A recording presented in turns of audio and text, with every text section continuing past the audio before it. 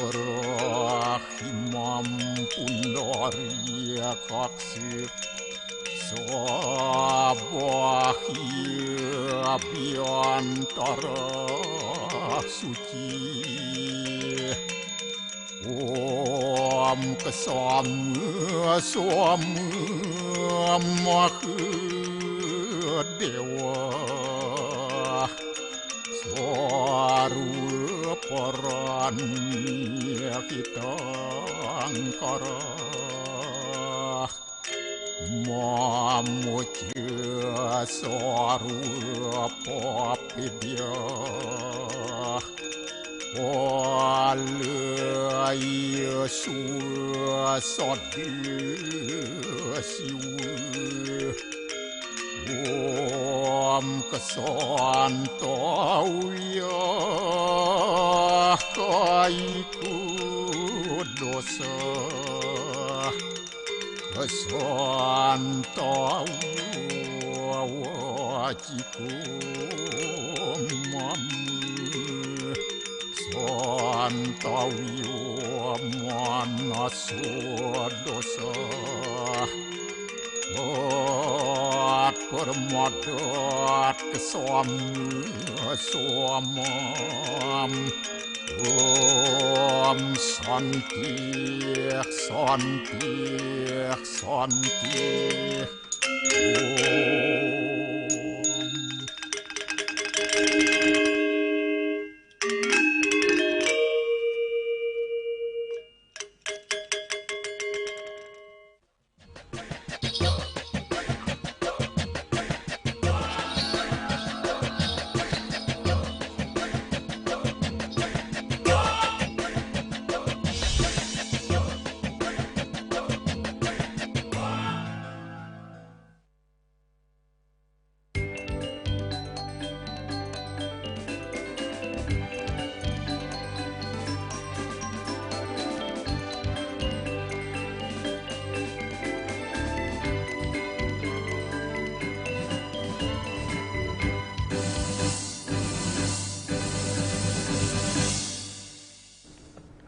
Om Swastiastu. Pemirsa Bali TV seputar Bali kembali hadir dengan menyajikan sejumlah informasi, di antaranya kunjungi Gedung Pers Bali Kanada, BRI perkuat sinergi dengan kelompok media Bali Pos.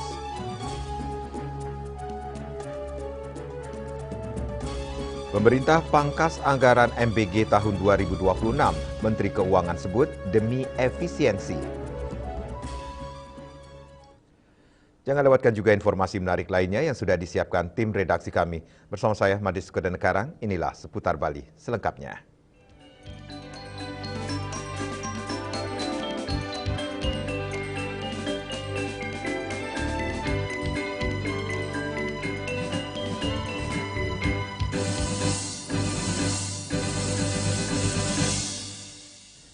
Pemirsa, Departemen Head of Corporate Communication BRI, Ratna Leli Nurjana, melaksanakan media visit ke Gedung Pers Bali Kanada, Denpasar, hari Selasa 19 Mei 2026. Kunjungan ini bertujuan mempererat tali silaturahmi dan sinergi yang telah terjalin.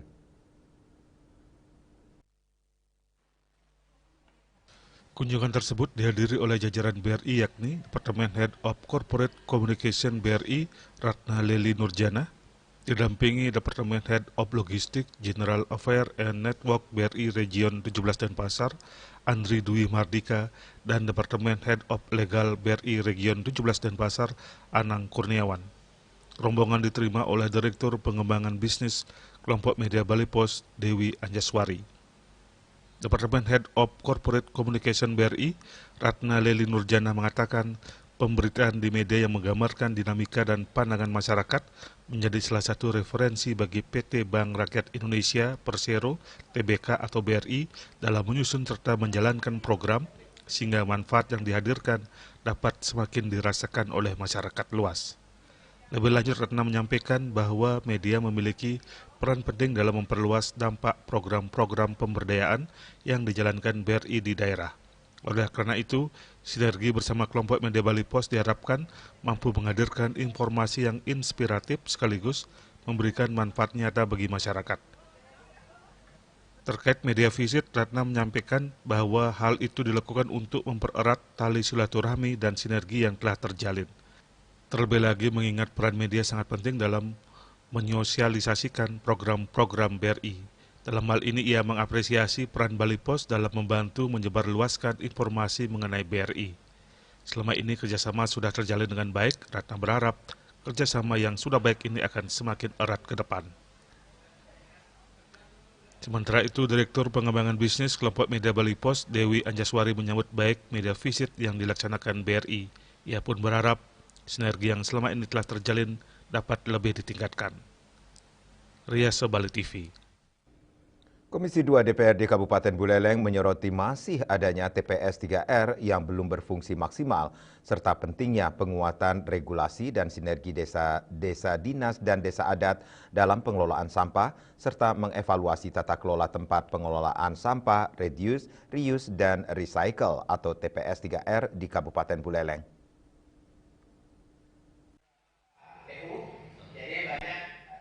Dalam rapat tersebut, DPRD Buleleng menyerap berbagai aspirasi dan kendala dari organisasi perangkat daerah, camat, pemerintah desa dinas, hingga desa adat terkait pengelolaan sampah berbasis desa. Berdasarkan hasil evaluasi terhadap 58 desa penerima program TPS 3R di Kabupaten Buleleng, ditemukan sebanyak 19 TPS 3R belum berfungsi secara maksimal. Sejumlah kendala yang dihadapi diantaranya persoalan legalitas lahan karena masih menggunakan lahan pribadi, minimnya anggaran operasional, hingga belum sinkronnya pengelolaan sampah antara desa dinas dan desa adat. Ketua Komisi 2 DPRD Buleleng, Iwayan Masdane menegaskan pemerintah daerah melalui DPUP, RPKP, dan Dinas Lingkungan Hidup diminta segera mencarikan solusi agar pengelolaan sampah tidak terganggu, terutama pada TPS 3R yang berdiri di atas lahan pribadi. Adalah mengevaluasi masalah tata kelola pengelolaan sampah di Buleleng. Jadi ada fasilitas yang sudah disediakan oleh pemerintah, jadi TP3SR. Seharusnya desa-desa yang sudah mendapatkan TP3SR tidak ada permasalahan lagi terhadap pengelolaan sampahnya. Tapi setelah kami panggil terhadap ada 58 penerima TP3SR yang ada di Buleleng, itu ada 19 itu tidak berfungsi maksimal. Di antaranya ada masalah pemberian daripada lokasi TP3SR itu lahannya tidak real, tidak istilahnya milik pemerintah atau pemerintahan desa, masih banyak ada kendaraan pribadi. Selain itu, DPRD juga mendorong pemerintah daerah memperkuat komitmen terhadap desa penerima bantuan TPS 3R, mulai dari kesiapan lahan, pengelola, pembinaan, hingga dukungan anggaran operasional. Dewan juga menyoroti masih kurangnya sarana prasarana pendukung, seperti alat pencacah sampah pada sejumlah TPS 3R di desa. DPRD Buleleng berharap keberadaan TPST di Buleleng Tengah dan Buleleng Barat nantinya dapat memperkuat sistem pengelolaan sampah berbasis desa, sehingga pengelolaan sampah di Kabupaten Buleleng berjalan lebih optimal dan berkelanjutan. Yasri Yuli, Bali TV. Pemerintah pangkas anggaran MBG tahun 2026. Menteri Keuangan sebut demi efisiensi. Kami segera kembali dengan laporannya.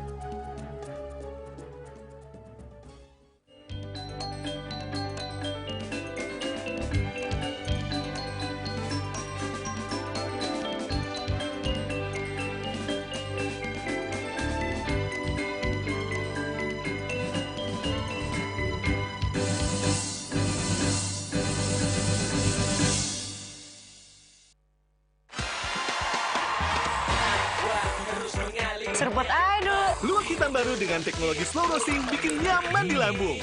Menangkan 20 emas murni dari Kopi Luwak. Kumpulkan kopi luwak favoritmu, tata menjadi rangkaian yang menarik, foto atau video, upload ke sosial media, dan tag @kopiluwakofficial. Buruan kirim, jangan sampai ketinggalan. Luwak hitam baru. Ngeri mantapnya. Gak kemanisan. Mantap. Emco, cat kayu dan besi. Jadi di Nusa Penida, cuaca panas terik ini kini membuat sebagian besar wilayah Nusa Penida semakin kering dan tandus rupiah. Herawati mengatakan kini telah dilakukan penyitaan 31 juta rupiah. Jadi tindak pidana yang telah memiliki kekuatan hukum Dan 5 butir ekstasi berat bersih 1,70 gram. Saat diperiksa, tersangka lalu mengaku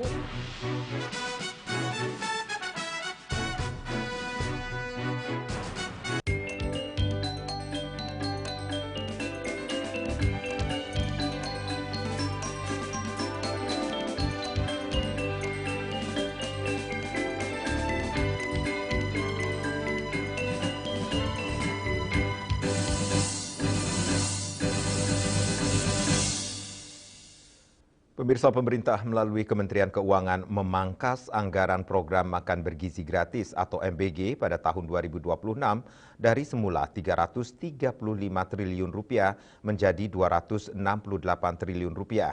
Pengurangan anggaran tersebut dilakukan seiring upaya pemerintah meningkatkan efisiensi dan memperbaiki pengelolaan program prioritas tersebut.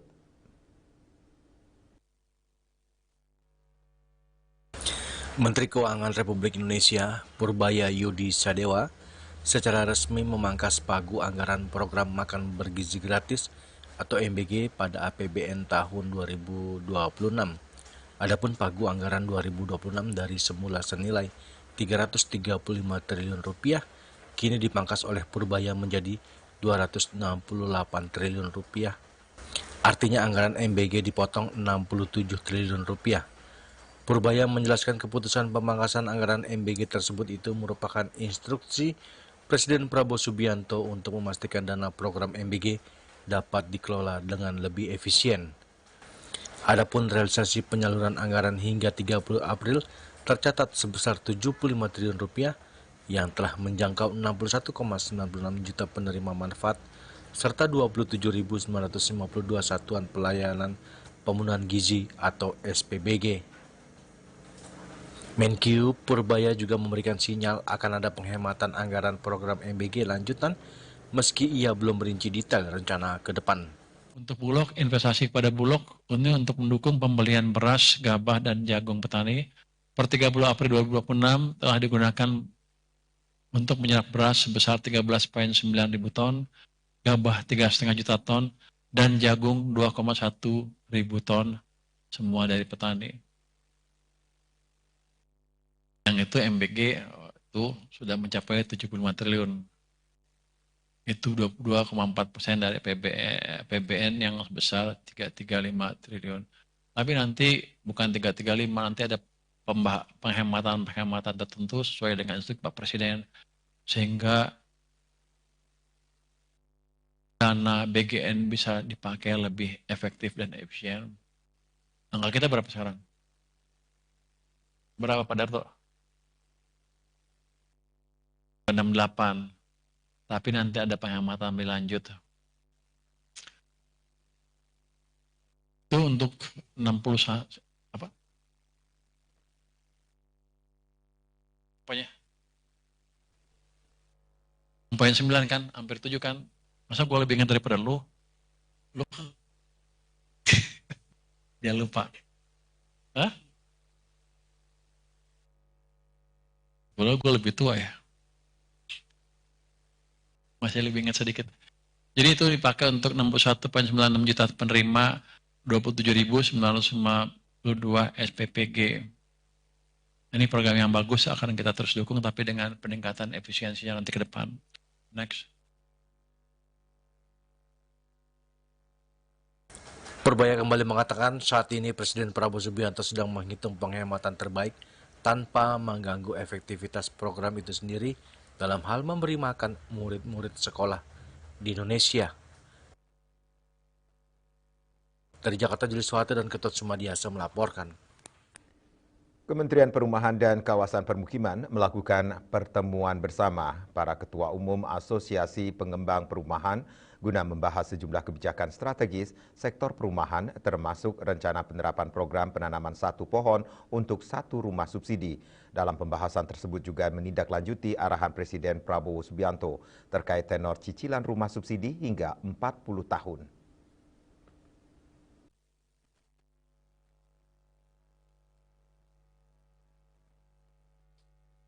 Kementerian Perumahan dan Kawasan Permukiman melakukan pertemuan bersama para ketua umum Asosiasi Pengembang Perumahan guna membahas sejumlah kebijakan strategis sektor perumahan termasuk rencana penerapan program penanaman satu pohon untuk satu rumah subsidi.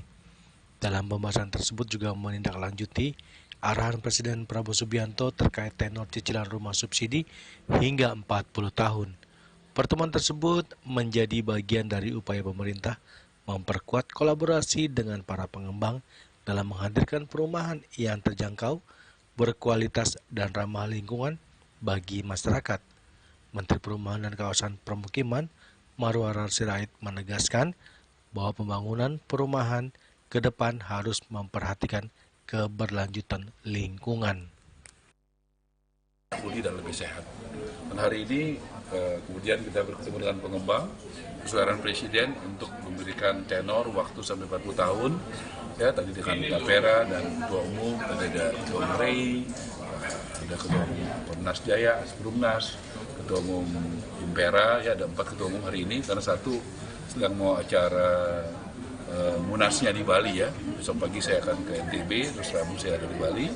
Besok pagi saya dengan Mendagri dan Menko Polkam akan berangkat ke NTB jam 6 pagi untuk memulai juga bedah rumah di 4 provinsi, NTB, NTT, Maluku Utara. Itu 3 atau 4, nanti kita cek datanya ya. Kemudian juga kita akan melakukan kur perumahan yang besok akan memecahkan rekor. Saya dengar 300 miliar lebih, artinya itu program yang luar biasa dari Presiden Prabowo, ya membantu untuk dari segi demand yang 100 juta ke bawah, bangun, renovasi rumah, itu tidak perlu jaminan dan bunganya sangat rendah 0,5%. Dan panjang. Apakah nanti itu salah satu pilihan, bisa kita tetap kasih buka opsi kan, 10 tahun, 15, 20 itu salah satu opsi perpanjang.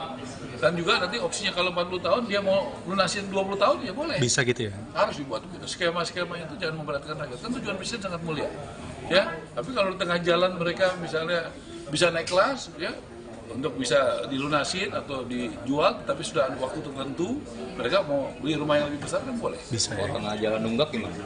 Ya itu ada aturan-aturannya. Tentu kita juga harus menghormati, kan bank juga harus juga menjaga NPL-nya, macetnya ya. Tentu ada aturan-aturannya, makanya tentu kan ada tim survei untuk mengecek. Karena kita juga memberikan bukan hanya yang punya gaji, seperti pegawai negeri, TNI, Polri, ya yang punya gaji itu menurut saya relatif secara risiko. Selain membahas isu lingkungan, pertemuan tersebut juga membahas tindak lanjut arahan Presiden terkait skema cicilan rumah subsidi hingga 40 tahun guna memperluas akses masyarakat terhadap hunian layak dan terjangkau.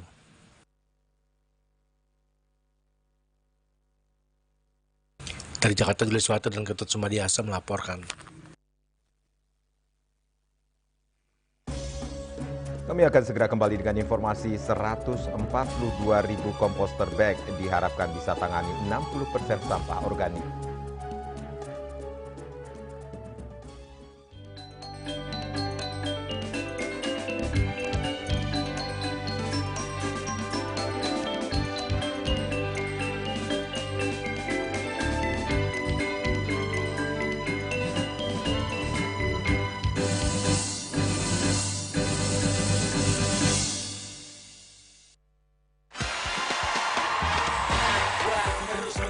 Serpot aduh. Luwak hitam baru dengan teknologi slow roasting bikin nyaman di lambung. Menangkan 20 emas murni dari Kopi Luwak. Kumpulkan kopi luwak favoritmu, tata menjadi rangkaian yang menarik, foto atau video, upload ke sosial media dan tag @kopiluwakofficial. Buruan kirim, jangan sampai ketinggalan.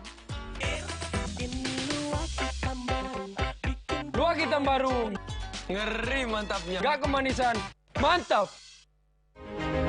Cat color dengan daya sebar yang luas, cepat kering, dilengkapi 39 pilihan warna.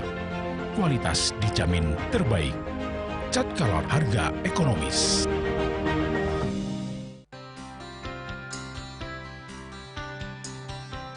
Puniki kematian disambun anak ke alit menekuni. Mendatang kalau ke baos, mepandes utawi mesangi, mesin kamu, antar ketua banyak Jakarta Selatan dengan di Jakarta Selatan para pindah liwah tokoh-tokoh umat ini. Emansipasi Miwah Penyarengan Kerama Istri Saha Anggen TPS Cangin Purikau wenten taler 6 TPS sanik kaayahin oleh Kerama Istri inggian ring TPS dan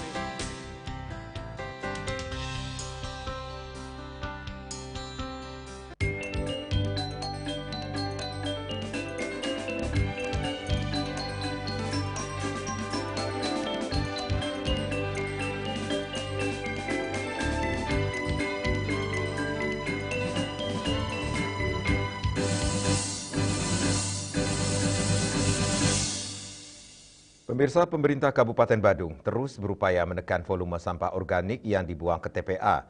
Hal tersebut dicapai salah satunya dengan pembagian komposter bag secara masif kepada seluruh warga Badung.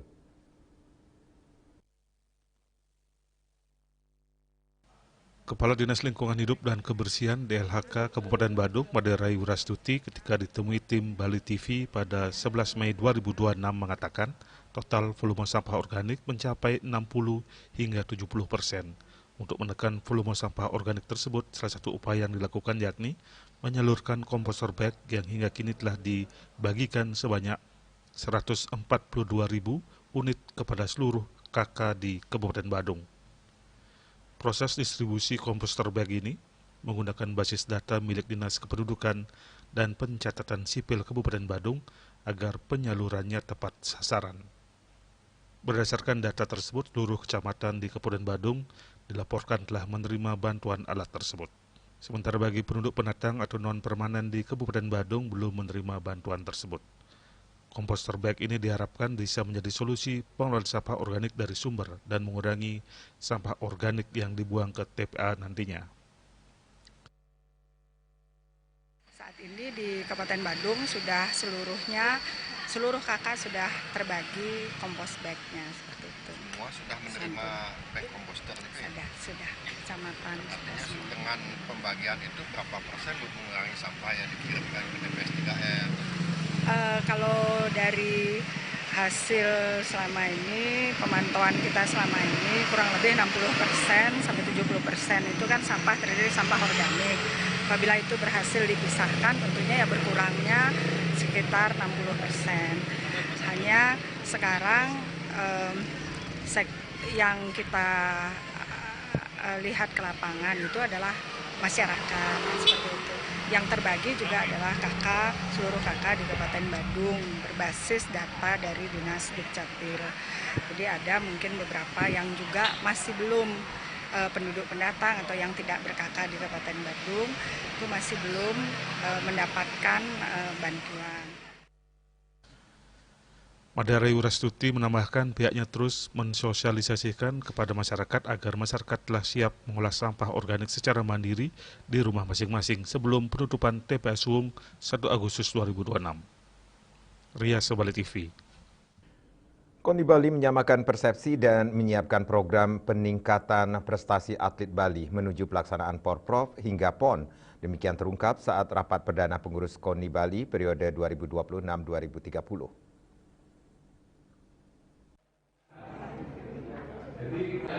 Wakil Gubernur Bali sekaligus Ketua Umum KONI Bali Inyoman Giri Praste memimpin rapat koordinasi perdana bersama seluruh pengurus KONI Bali periode 2026 hingga 2030 di ruang rapat KONI Bali, Selasa 19 Mei 2026. Pada rapat tersebut, Giri Praste menegaskan KONI Bali tengah menyusun regulasi yang membangun untuk mendukung peningkatan prestasi atlet muda Bali. Selain itu, KONI juga mulai mematangkan persiapan pelaksanaan Pekan Olahraga Provinsi atau Porprov, termasuk prakualifikasi PON dan PON. Giri Praste menyebut setelah regulasi ditetapkan dalam rapat kerja mendatang, seluruh hasilnya akan disosialisasikan ke seluruh kabupaten dan kota agar tidak terjadi perbedaan penafsiran dalam pelaksanaan aturan. KONI Bali juga melakukan inventarisasi data atlet secara by name, by address. Data tersebut akan digunakan untuk penyaluran bantuan dan bentuk perhatian kepada para atlet, termasuk atlet purna tugas. Melakukan rapat perdana untuk pengurus KONI Bali secara menyeluruh, yang secara spesifik adalah bagaimana kami harus membuat sebuah regulasi KB terkait dengan peraturan yang akan digunakan dan lebih khusus lagi pelaksanaan daripada Porprov nanti. termasuk prakualifikasi PON dan PON.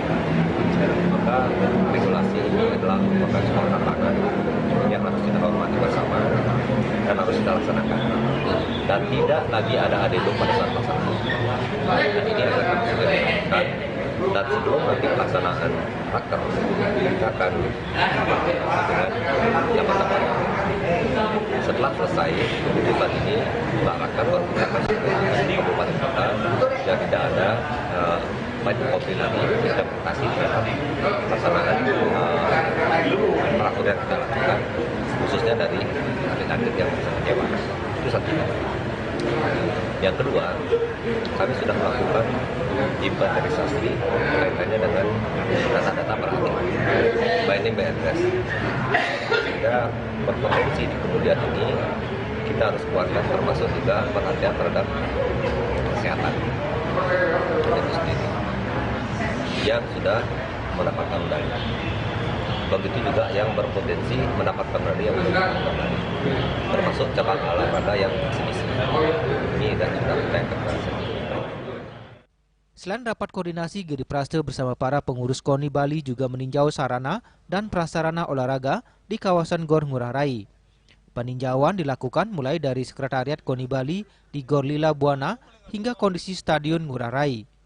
Kedepan penjaringan atlet muda akan dimaksimalkan melalui kegiatan ekstrakurikuler di sekolah dengan melibatkan Dinas Pendidikan, Pemuda dan Olahraga di masing-masing kabupaten kota. KONI Bali menargetkan pembinaan olahraga yang lebih terstruktur dan berkelanjutan demi melahirkan atlet berprestasi yang mampu bersaing di tingkat nasional maupun internasional. Winate, Bali TV. Dalam momentum peringatan Hari Kebangkitan Nasional, tokoh masyarakat Banjar Tegalingga, I Ketut Ngurah Aryawan, mengajak generasi muda untuk terus menumbuhkan semangat persatuan, kepedulian sosial, dan gotong royong demi kemajuan masyarakat.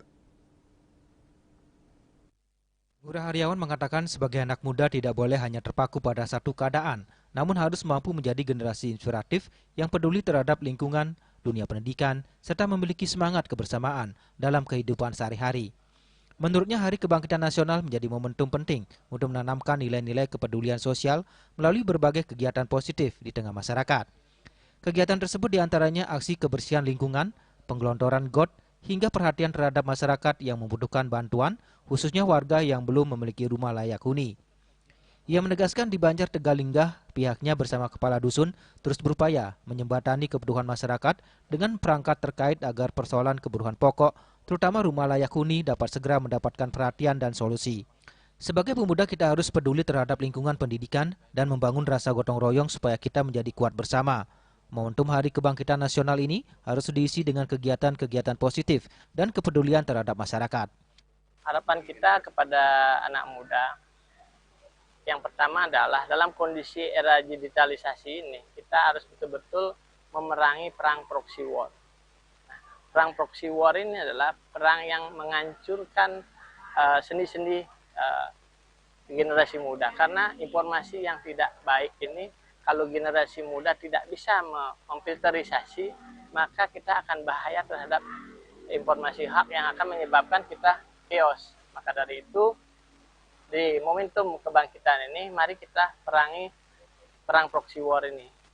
Dengan cara apa? Yaitu memanfaatkan teknologi dengan baik, memfilterisasi komunikasi, sehingga hal yang buruk tidak dilanjutkan lagi. Lebih lanjut, Ngurah Aryawan juga mengingatkan pentingnya masyarakat memperoleh informasi yang benar dan dapat dipertanggungjawabkan. Menurutnya, informasi dari pemerintah harus tersampaikan dengan baik kepada masyarakat agar tujuan kebijakan pemerintah dalam mencerdaskan generasi muda dapat berjalan sesuai harapan. Ia berharap semangat kebersamaan dan persatuan terus dijaga oleh masyarakat, khususnya generasi muda, sehingga mampu menciptakan lingkungan sosial yang harmonis, peduli, dan saling mendukung dalam pembangunan masyarakat. Hendra, Bali TV. Kementerian Kebudayaan dan PKP bahas revitalisasi rumah adat dan bantuan hunian pekerja seni. Kami segera kembali dengan informasinya.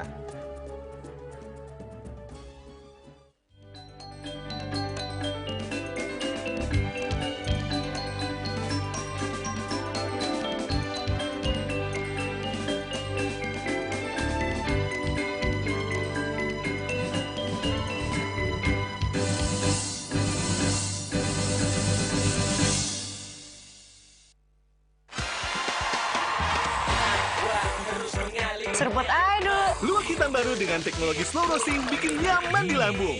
Menangkan 20 emas murni dari Kopi Luwak. Kumpulkan kopi luwak favoritmu, tata menjadi rangkaian yang menarik, foto atau video, upload ke sosial media, dan tag @kopiluwak_official. Buruan kirim, jangan sampai ketinggalan. Luwak hitam baru. Ngeri mantapnya. Gak kemanisan. Mantap.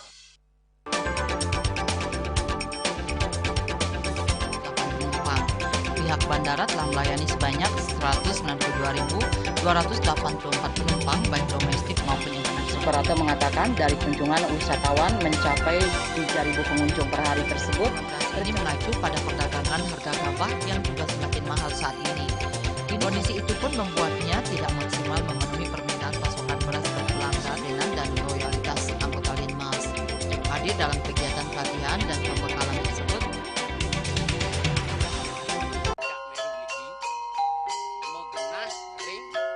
selanjutnya tahun 1639 atau tahun 1707 akan di pura ini dapat dikelompokkan Ratu Penatih,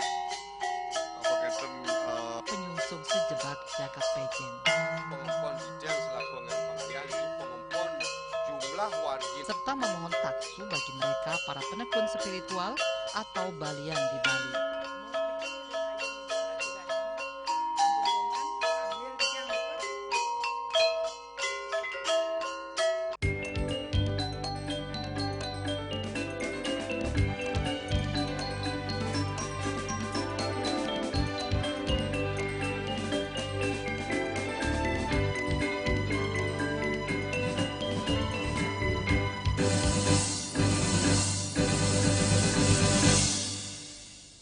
Pemirsa, Menteri Kebudayaan Republik Indonesia Fadly Zon melakukan pertemuan bersama dengan Menteri Perumahan dan Kawasan Permukiman Marwarar Sirait di Jakarta.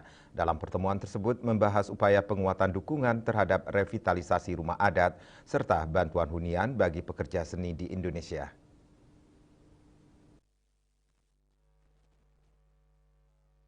Penguatan ini dilakukan melalui koordinasi lintas kementerian yang menitik beratkan pada kesiapan data, skema bantuan, dan percepatan eksekusi program.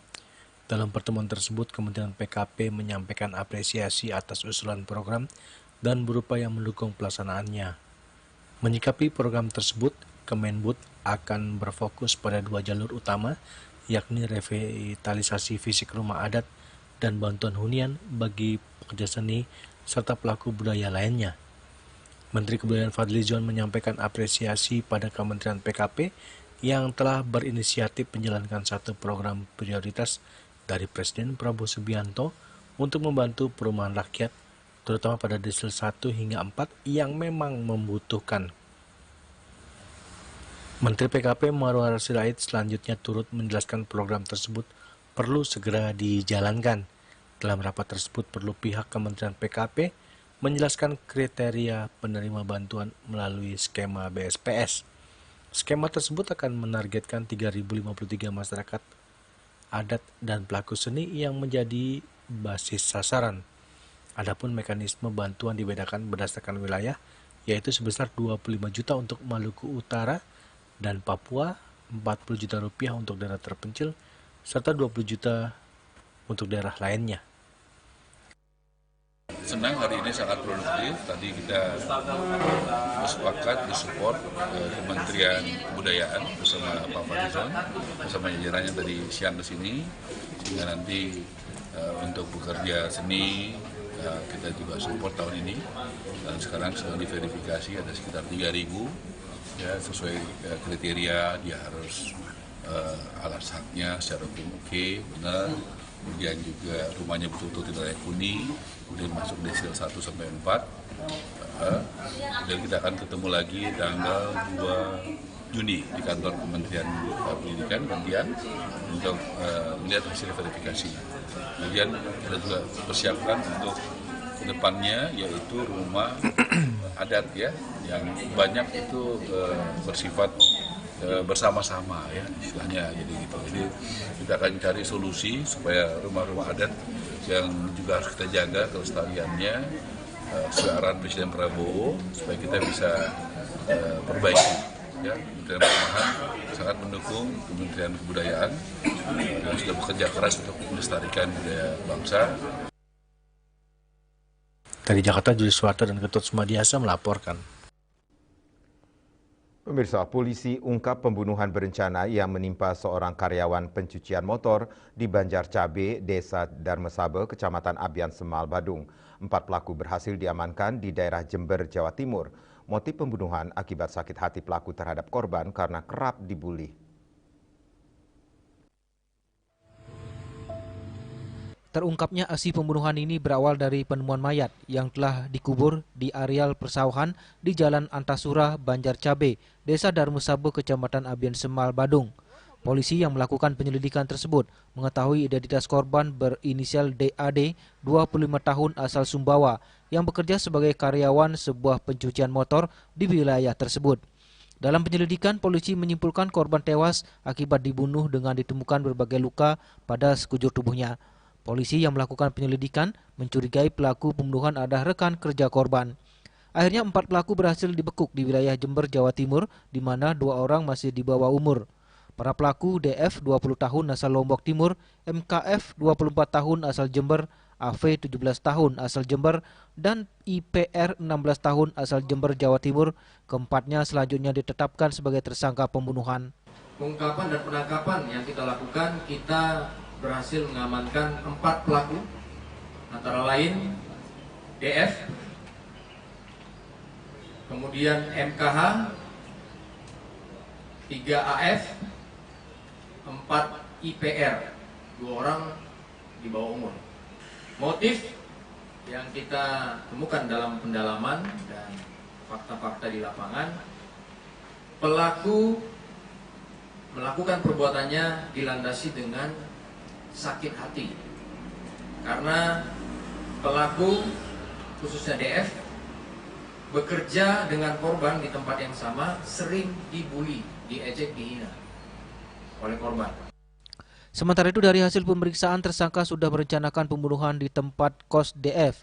Otak pembunuhan adalah DF yang merupakan rekan kerja korban. DF mengaku sakit hati karena kerap dibully oleh korban. Selain pembunuhan korban, para tersangka juga membawa kabur barang pribadi milik korban dan hasilnya dibawa berempat. Korban mengalami luka di punggung dan leher akibat senjata tajam dan beberapa luka akibat terkena botol serta kursi. Korban dibunuh di tempat kerja dan jasad dikubur di pematang sawah. Para pelaku memiliki masing-masing peran dalam aksi pembunuhan ini, mulai dari eksekusi korban, menggali kuburan, serta membawa jasad korban yang dimasukkan ke dalam karung ke tempat dikubur.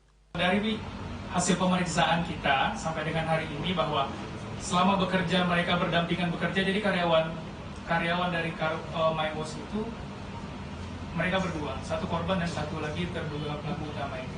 Nah, selama itu dia sering dibully dengan kata-kata yang tidak bagus, salah satunya dibilang dia kamu mirip Cina seperti itu dan lain sebagainya. Akibat perbuatannya, para tersangka dijerat dengan pasal pembunuhan berencana dengan ancaman 20 tahun penjara. Raiswantara, Bali TV. Generasi muda dinilai menjadi kelompok yang paling rentan terhadap penyalahgunaan obat-obatan tertentu atau OTT. Faktor lingkungan, pergaulan, minimnya pengawasan, serta rasa ingin tahu yang tinggi menjadi penyebab kalangan remaja muda terjerumus dalam penyalahgunaan obat-obatan.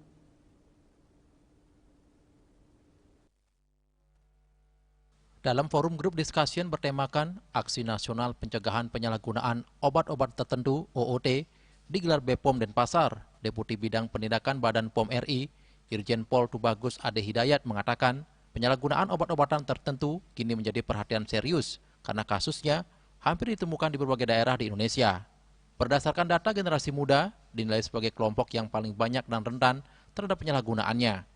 Dikatakannya, berbagai faktor menyebabkan hal itu terjadi pada generasi muda, mulai dari faktor pergaulan, rasa ingin tahu yang tinggi, hingga kurangnya pengawasan. Penyalahgunaan obat-obat tertentu tidak hanya berdampak pada kesehatan, tetapi juga dapat memicu gangguan perilaku sosial hingga tindak kriminalitas yang merugikan masa depan generasi muda. Karena yang banyak menyalahgunakan dari data itu adalah generasi muda, maka generasi muda kita anggap sebagai pihak yang rentan terhadap penyalahgunaan obat-obat tertentu tadi, obat keras tertentu. Itulah dasar. Makanya kita bangkitkan nih aksi nasional, semuanya coba melawan itu.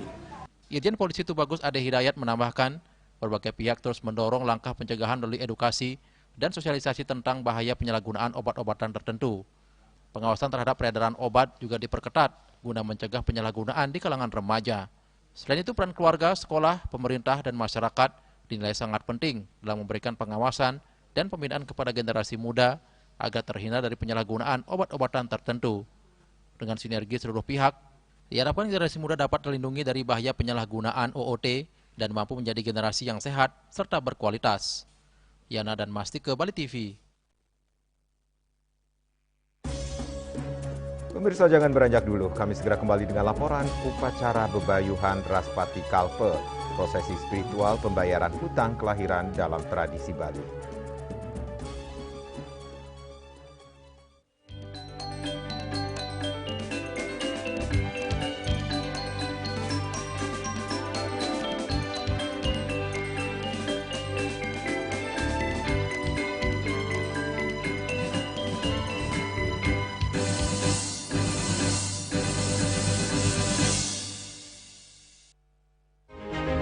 Cat color dengan daya sebar yang luas, cepat kering, dilengkapi 39 pilihan warna.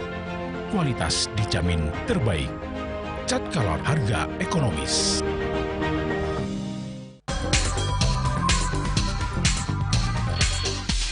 This indicates that Bali has recovered after the COVID-19 pandemic and has become the main destination for world tourists. However, Balinese menu choices are also getting richer, such as samsam guling, tukuah baluk, and lawar babi. Although many restaurants serve similar menus made from pork, Thai, they leave behind telltale characteristics of fragments of DNA circulating in the blood, called cell-free DNA.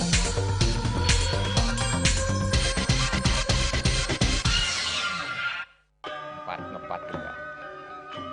Ya. 4. Tumpang alit-alit lagi papat.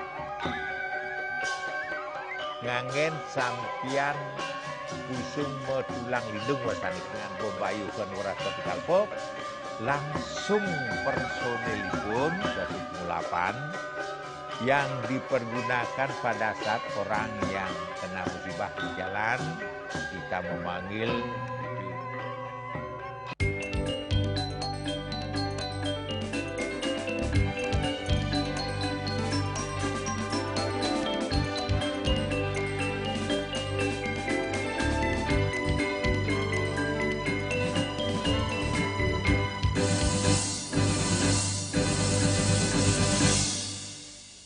Pemirsa, sebuah upacara sakral bebayuhan Raspati Kalpe anak tunggal dilaksanakan di Gria Giri Sari Ume Ngenjung, Angantaka, Badung. Ritual ini digelar sebagai upaya ritual untuk memastikan perjalanan hidup sang anak berjalan lancar dan terhindar dari gangguan spiritual. Bebayuhan Raspati Kalpe merujuk pada prosedur, aturan, atau ritual yang memberikan instruksi teknis tentang bagaimana pengelolaan hidup, di mana di dalamnya berisi tentang sistem warga atau astrologi kelahiran, tenung atau divinasi, peramalan nasib dan penyakit, usada atau pengobatan tradisional, serta yadnya atau tata cara korban caru. Secara etimologis, kata bebayuhan berasal dari kata dasar bayu yang bersinonim dengan bayah, yang berarti membayar atau melunasi hutang. Membayu sendiri merujuk pada suatu usaha atau prosesi yang dilakukan untuk membayar hutang, khususnya hutang yang terkait dengan caturpat atau kandepat, yaitu 4 saudara spiritual yang mencertai kelahiran seorang bayi. Keempat saudara ini terdiri dari getih atau darah, lamas atau tali pusar, yehnyom atau air ketuban, dan ari-ari atau plasenta. Prosesi ini dilakukan sebagai bentuk penghormatan dan pelunasan hutang spiritual terhadap mereka. Raspati Kalpe, manut hari kelahiran Anggara adalah resolusi ritualnya.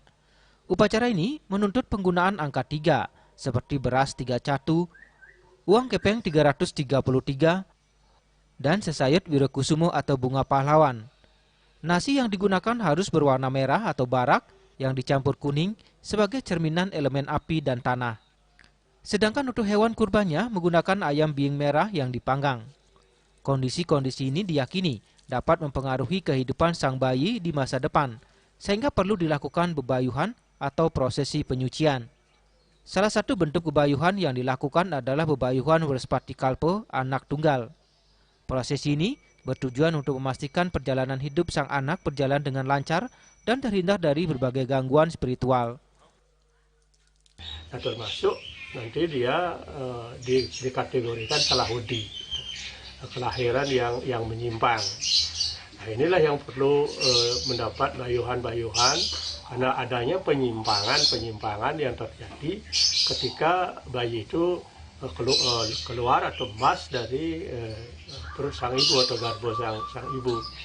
Nah, ini yang menentukan dia itu adalah hari lahirnya nanti. Nah, makanya kita akan mengenal istilah ada dua bayuh terhadap seorang anak, yaitu adalah bayuh yang disebut sukerta terkait dengan fisikal, yaitu pancoran apit senang, ada seperti itu, ada senang apit pancoran, ada mana salah seperti kemar buncing. Nah, ini yang perlu mendapat sukerta. Nah, tidak menutup kemungkinan ada juga tai lalat yang mungkin secara etika mungkin menyalahi tempat. Nah, ini juga harus dibayuh. Terlebih lagi ada yang dinamakan bayuh selimpat itu. Itu ketika bayi dalam kandungan dililit oleh ari-ari atau tali pusar. Nah, ini juga harus mendapatkan suatu penguatan atau bayuhan yang notabene-nya perjalanan hidup dari bayi ini biar sempurna seperti itulah. Nah, apapun utang-utang itu harus dibayar. Bebayuhan Werspatikalpa ini diyakini mempengaruhi karakter dan kepribadian sang anak di masa depan. Upacara ini tidak hanya menjadi momen penting bagi keluarga yang melaksanakannya, tetapi juga menjadi bagian dari pelestarian budaya dan tradisi Bali yang kaya akan nilai-nilai spiritual. Melalui bebayuhan, masyarakat Bali percaya bahwa setiap hutang spiritual yang terkait dengan kelahiran seorang anak dapat dilunasi, sehingga sang anak dapat tumbuh dan berkembang dengan baik secara fisik maupun spiritual. Dengan dilaksanakannya upacara ini diharapkan sang bayi dapat terhindar dari berbagai bentuk sukerta dan menjalani kehidupan yang penuh berkah serta keselamatan. Upacara ini juga menjadi peringatan akan pentingnya menjaga keseimbangan antara dunia fisik dan dunia spiritual dalam kehidupan sehari-hari. Hendra, Bali TV. Peseraman non-formal Kertajaya menggelar kegiatan upacara Upanayana dan Samawartana bagi anak-anak Hindu yang berlokasi di Wantilan Pura Agung Kertajaya, Tangerang. Kegiatan sakral tersebut menjadi simbol awal penerimaan ilmu di mana anak Hindu didoakan agar memiliki kesiapan mental dan budi pekerti luhur serta kecerdasan selama menempuh masa belajar. Di samping itu, kegiatan juga dirangkai dengan launching internet bagi anak-anak Hindu yang sekolah di Pura Agung Kertajaya. Pasraman non-formal Kertajaya menggelar kegiatan upacara Upanayana dan Samawartana bagi anak-anak Hindu yang berlokasi di Wantilan Pura Agung Kertajaya, Tangerang. Upacara Upanayana diawali dengan pada Sevanam sebagai proses penyucian, memulai pembelajaran di Pasraman non-formal Kertajaya, dan upacara Samawartana sebagai proses penyucian dan selesainya pembelajaran selama 12 tahun di Pasraman non-formal dengan harapan pengetahuan Dharma yang diperolehnya anak-anak Hindu menjadi pondasi integritas dalam melanjutkan pendidikan bagi yang kuliah dan di tempat kerja bagi yang mencari kerja. Ketua Pasraman non-formal Iketut Budiawan mengatakan kegiatan tersebut sebagai proses penyucian dan penguatan nilai-nilai karakter yang berlandaskan nilai-nilai ajaran Weda. Ia juga mengajak anak-anak Hindu dengan Dharma dan kejujuran menjadi pondasi integritas dalam penguatan karakter dan pasraman untuk menjadi pusat penguatan karakter dan jati diri bangsa. Kami mengucapkan terima kasih yang setinggi-tingginya kepada PLN Icon Plus yang telah memberikan bantuan pengembangan jaringan internet kepada pasraman non-formal sehingga kami dapat melaksanakan menjadikan pasraman ini sebagai pasraman non-formal digital modern yang berkualitas dan berkelanjutan. Mudah-mudahan kerjasama ini terus berjalan dengan baik. Sekali lagi terima kasih kepada PLN iConnect Plus. Dalam waktu yang sama, setelah kegiatan upacara sakral Upanayana dan Samawartana, Yayasan Widya Kertajaya Tangerang bersama PLN Icon Plus melaksanakan launching pengembangan jaringan di pasraman non-formal. PLN Icon Plus adalah subholding dari PT PLN yang bergerak di bidang penyediaan infrastruktur digital, konektivitas, dan transisi energi.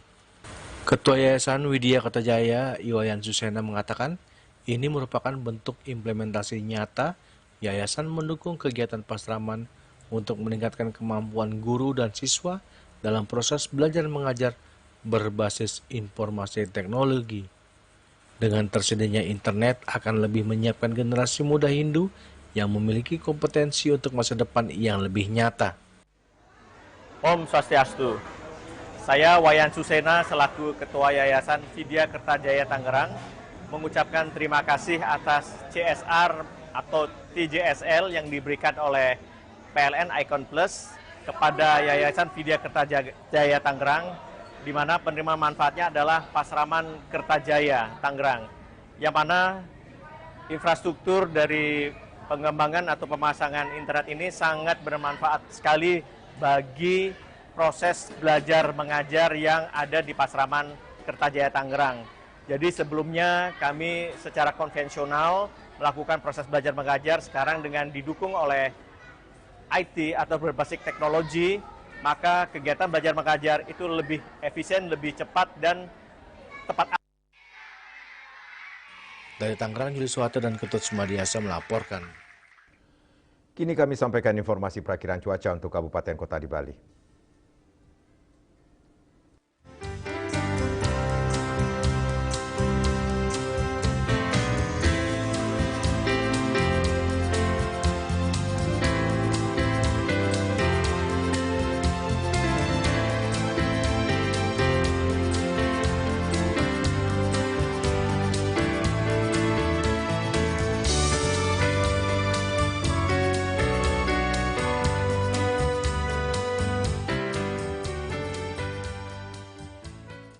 Seputar Bali bersama Minyak Kapun Ganapati Usada Bali, keluarga sehat. Update terus informasi Anda dengan subscribe dan like YouTube channel Bali TV @newsbali.tv. Mewakili redaksi yang bertugas, saya Made Sukadana Karang pamit undur. Terima kasih atas perhatian Anda. Sampai jumpa. Om Santi, Santi, Santi, Om.